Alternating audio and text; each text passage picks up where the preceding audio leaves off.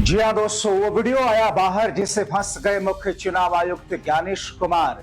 राहुल की सेना ने रेल दिया।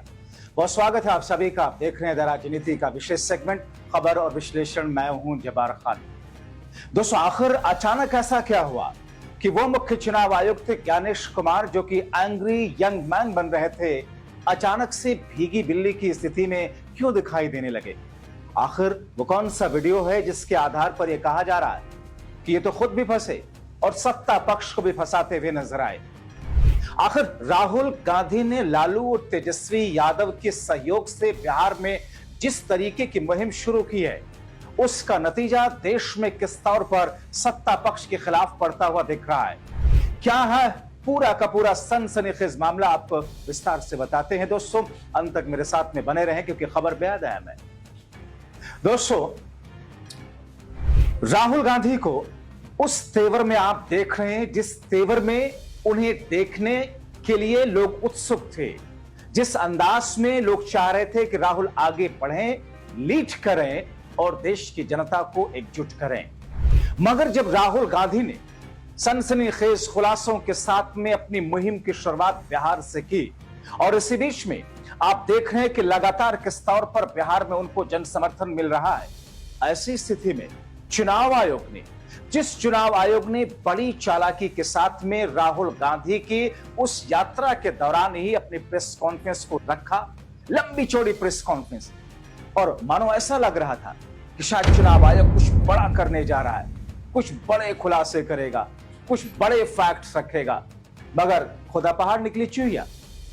अब ऐसी स्थिति में दोस्तों, जिस संवैधानिक पद पर बैठे मुख्य चुनाव आयुक्त ज्ञानेश कुमार को तरीके से तथ्यों से राहुल और विपक्ष के सवालों का सटीक जवाब देना था, वोट चोरी के आरोपों पर जनता के सामने फैक्ट रखने थे, वो Gyanesh Kumar angry young man करके विपक्ष के सामने जैसे दीवार बन करके खड़े होने की कोशिश करने लगे। मानो उनका मकसद है विपक्ष के पैरों में जंजीर डालकर खुद सत्ता पक्ष का शहंशाह कहलाना हो। सुनिए, सबसे पहले आपको सुना देते हैं कैसे थेथराई करते हुए ज्ञानेश कुमार दिखे। मगर दोस्तों, ये मैं आपको बयान उनका सुनाऊं उससे पहले आपको बताएं कि ज्ञानेश कुमार ने जिस तौर पर प्रेस कॉन्फ्रेंस की और उसके 24 घंटे बीत जाने के बाद में जो चर्चाएं देश के भीतर इस वक्त दिखाई और सुनाई पड़ रही हैं, कहीं ना कहीं सत्ता पक्ष के साथ साथ में चुनाव आयोग के लिए एक ऐसी स्थिति उत्पन्न हो गई है जिससे बाहर निकलने के लिए बिन पानी मछली की तरह तड़पड़ाते हुए नजर आ रहे हैं। अब ऐसी स्थिति में दोस्तों, क्या करेंगे मुख्य चुनाव आयोग? मैं जल्दी से उनकी उस प्रेस कॉन्फ्रेंस के बारे में कुछ बिंदु आपके सामने रख देता हूं और कैसे वो फंसे, वो कौन सा वीडियो। मगर उससे पहले ज्ञानेश कुमार किस तौर पर माताओं बहनों को याद करते हैं, ज्ञानेश कुमार किस तौर पर प्रिवेसी की बात करते हैं, ज्ञानेश कुमार किस तौर पर वही ज्ञानेश कुमार जो सत्ता पक्ष के लिए लेटे हुए नजर आते हैं, मगर क्या कहते हैं वो, सबसे पहले आप सुन लीजिए। वो मतदाता द्वारा अपना प्रत्याशी चुनने के 45 डेज के भीतर माननीय उच्च न्यायालय में चुनाव याचिका दायर न की जाए और फिर वोट चोरी जैसे गलत शब्दों का इस्तेमाल करके जनता को गुमराह करने का असफल प्रयास किया जाए, तो यह भारत के संविधान का अपमान नहीं तो और क्या है। जहां तक कि मशीन रीडेबल मतदाता सूची का सवाल है, माननीय सुप्रीम कोर्ट 2019 में ही कह चुका है कि यह मतदाता की निजता का हनन हो सकता है। Voter privacy can be breached.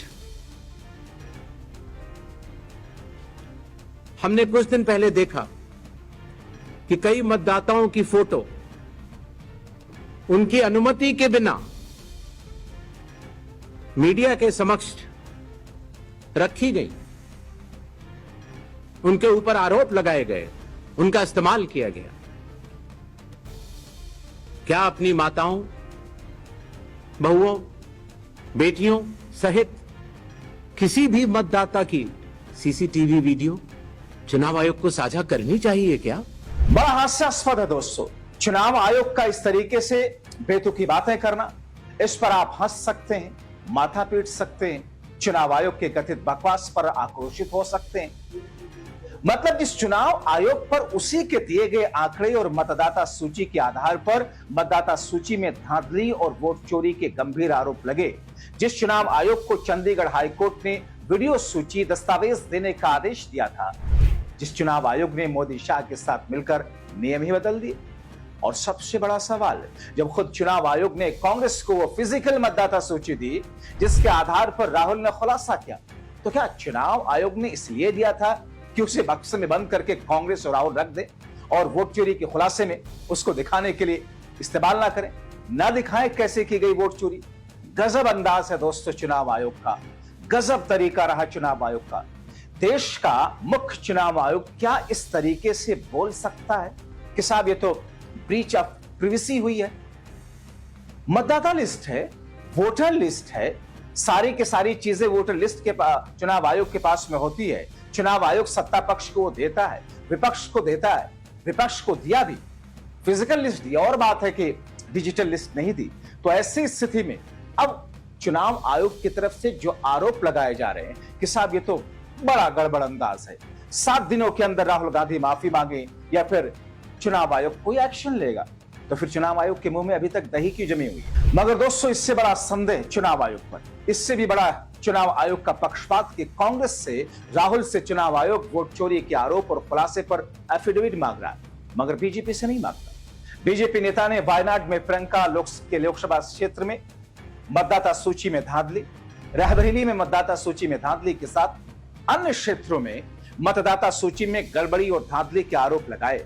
और इसी पर चुनाव आयोग की प्रेस कॉन्फ्रेंस में, जिसमें पत्रकारों ने, और इत्तेफाक से मेरे वो दो मित्र जिन्होंने सवाल किए, जिनके सवालों को मैं अभी आपके सामने रखूंगा, जिस अंदाज में सवाल पूछा, ज्ञानेश कुमार बगलें झांकने लगे। लोगों ने पूछा कि जब देश के दो बड़ी पार्टियों ने चुनाव आयोग पर आरोप लगाया यह कहकर कि मतदाता सूची में बड़ी गड़बड़ी है, मगर चुनाव आयोग सिर्फ कांग्रेस और राहुल से ही शपथ पत्र क्यों मांग रहा है?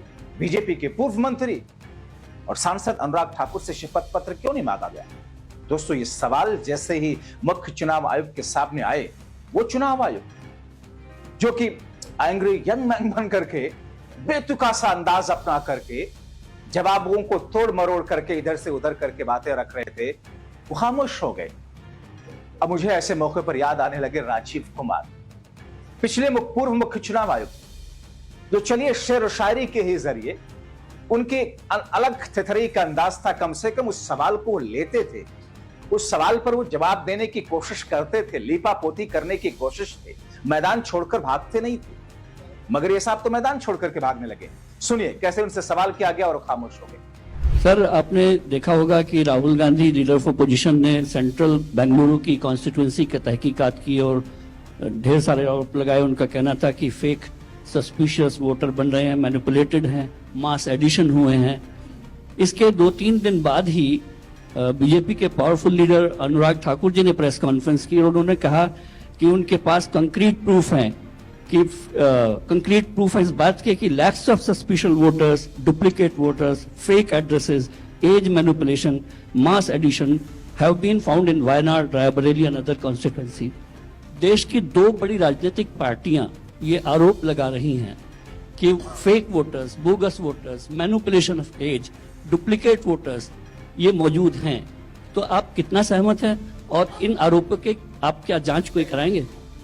सर, नीरज हूँ, न्यूज 18 इंडिया से, नेटवर्क 18 से। हमारा सवाल है कि स्पेशल समरी रिवीजन सालाना तौर पे होता है हर साल, तो एसआईआर की जरूरत आपको कौन सा मतदाता सूची दोनों प्रक्रिया से अलग मिलेगा, हम ये जानना चाह रहे हैं। और एक सप्लीमेंट्री सवाल है इसी के साथ कि आपने कहा कि कुछ पॉलिटिकल पार्टीज के नेता भ्रम फैलाने की कोशिश कर रहे हैं। उनका यह भी कहना है, राहुल गांधी की मैं बात कर रहा हूं, थोड़ी देर पहले उन्होंने कहा है क्यों उन्हीं से शपथ पत्र सिर्फ मांगा जा रहा है, दूसरे लोग, दूसरी पार्टी के लोग जो सवाल कर रहे हैं उनसे क्यों नहीं? मगर दोस्तों सवालों के ये गट्ठर जब उनके सामने रखे गए, बगले झांकते नजर आते हैं। हालांकि चुनाव आयोग से अब मैं पूछना चाहता हूं, जब यूपी में एक मुस्लिम बहुल सीट पश्चिमी उत्तर प्रदेश के कुंद्रकी पर, जहां पर 60% मुस्लिम मतदाता है, जहां पर 60% मुस्लिमों का प्रभाव है चुनावी नजरिए से, अगर वहां पर भारतीय जनता पार्टी का प्रत्याशी जिता दिया जाता है या जीत जाता है और उसके बाद में अखिलेश यादव 18,000 वोटों के धांधली गड़बड़ी के साथ में चुनाव आयोग को एफिडेविट के साथ में अपना सबूत पेश करते हैं, तो यही चुनाव आयोग जो कहता है कि एफिडेविट दीजिए राहुल गांधी जी, उस अखिलेश यादव की उस एफिडेविट पर खामोश क्यों रहता है? कुंद्रकी का एग्जाम्पल आपके सामने, और सिर्फ कुंद्रकी ही नहीं दोस्तों, बल्कि इसी तरीके से ओडिशा में भी जो स्थिति उत्पन्न हुई, ओडिशा की उन हालात को लेकर के जब उनके सामने एफिडेविट रखे गए तो फिर चुनाव आयोग खामोश क्यों हो गया? मगर यहां चुनाव आयोग तो एफिडेविट मांग रहा है, और फिर क्यों नहीं एफिडेविट राहुल गांधी से मांगने के बाद में अनुराग ठाकुर से मांगा गया? वैसे ये अनुराग ठाकुर तो वही हैं जो बीजेपी के मंचों पर गोली मारो फलानों को कहते रहते हैं और मोदी और शाह मंत्रमुग्ध होकर के मुस्कुराते रहते हैं। जाहिर तौर पर दोस्तों यह ऐसी स्थिति है जिसको लेकर के इस वक्त देश के अंदर सिर्फ विपक्षी नेताओं में, विपक्षी कार्यकर्ताओं में, विपक्षी वोटरों में ही एक तरीके की बेचैनी नहीं, बल्कि भारतीय जनता पार्टी का जो कोर वोट बेस है, उस कोर वोट बेस में भी एक असंतोष, एक असहजता दिखी जा रही है। दोस्तों, जिस दिन राहुल गांधी ने प्रेस कॉन्फ्रेंस करके बड़ा खुलासा किया, कथित वोट चोरी की बात कही, मैंने कई सारे इलाकों में अपने पूर्व सहयोगियों से जो अलग अलग राज्यों में, जो महाराष्ट्र में, खासतौर पर महाराष्ट्र हरियाणा दिल्ली में, या फिर बिहार में, या दक्षिण भारत में, या फिर उत्तर भारत में, हमने उनसे समझने की कोशिश की कि ये तो राहुल गांधी और विपक्ष ने जिस तरीके का कदम उठाया है उससे विपक्षी तो खुश होंगे, सत्ता पक्ष से जुड़े हुए लोगों में क्या चल रहा है? लोगों का साफ कहना है बेचैनी है।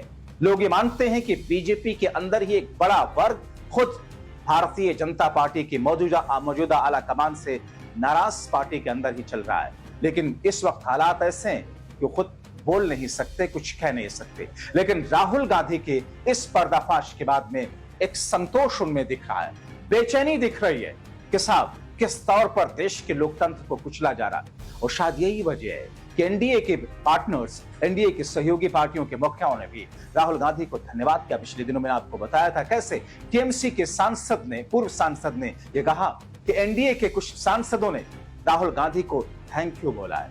अब ऐसी स्थिति में दोस्तों, जिन सवालों से मुख्य चुनाव आयोग भागते हुए दिखे, दरअसल यही वो सवाल है जो उनके पैरों में बेड़ियां डालने का काम करेंगे। यही वो सवाल हैं जो उनके कदमों में जंजीर डालने का काम करेंगे। जिस जंजीर के फिल्म एक्टर अमिताभ बच्चन की तरह एंग्री यंग मैन बनने की कोशिश ज्ञानेश कुमार करने लगे, अब शायद वो भीगी बिल्ली बनते नजर आ रहे हैं। आप क्या कहना चाहेंगे? अपनी राय कमेंट बॉक्स में जरूर लिखें। अभी के लिए इतना ही, बहुत शुक्रिया।